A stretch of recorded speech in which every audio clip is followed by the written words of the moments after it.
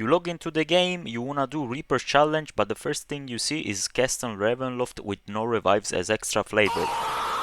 But you still need the token to get those juicy rewards, so here's how to do it with simple steps. Get inside the dungeon and clean the mobs outside. Wait for the aura train to go by and kill some more mobs in the bridge. Now we get to the funny part of who takes the book. Luckily we have a volunteer so we can go further. We are gonna deal with the Three Sisters boss, aka the hardest thing in the entire dungeon.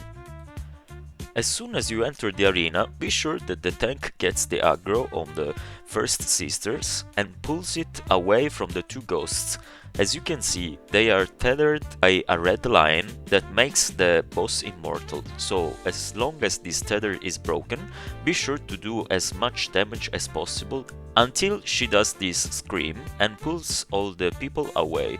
Now it's time to take the book, so be sure that the assigned person takes the book so that he can pull the ghost away from the boss just by holding the right mouse button.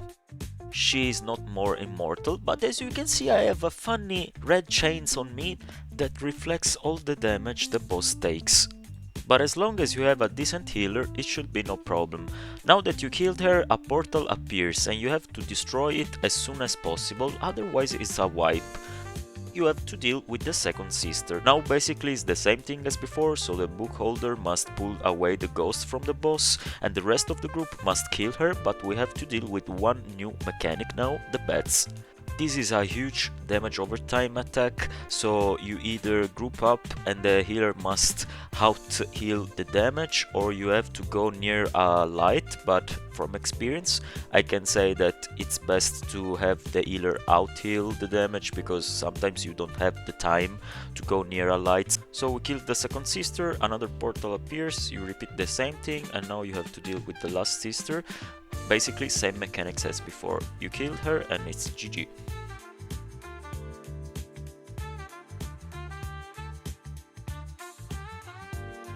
Once you enjoyed the unskippable cutscenes, you gotta enter the castle now, so be sure to take the super secret shortcut and get inside.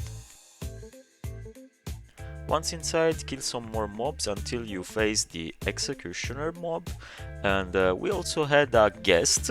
This is like an optional boss that sometimes spawn, but now with the actual damage we have, it's like not a big deal. Kill some more mobs and you face the second boss, the Armored Boy. The difficulty of this boss depends on the damage the group has. Basically, if you have enough damage, he will not do a single mechanic, but if he starts spinning and it's immortal, basically all you have to do is just let him hit one column and it's staggered and you can go over and kill him. So we can proceed through another series of mobs until we have to run for our life inside the chapel. Run, bitch! Run! You enlighten the chapel and now you will get swarmed by some wolves, but not a big deal. Guess what? More mobs, yay! Kill them and reach the sword with another unskippable cutscene. Usually here the tank gets the sword while the DPSers kill all the Twilight fanboys. And now we reach the final boss. As soon as you can damage the boss, be sure to pull everything you have so that you can chip some health from the boss.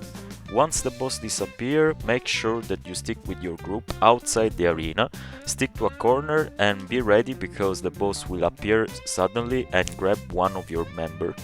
Bats will appear again, but they do 0 damage, so don't worry about it. After the bats, the boss will take one of your group member at random and teleports it on another arena.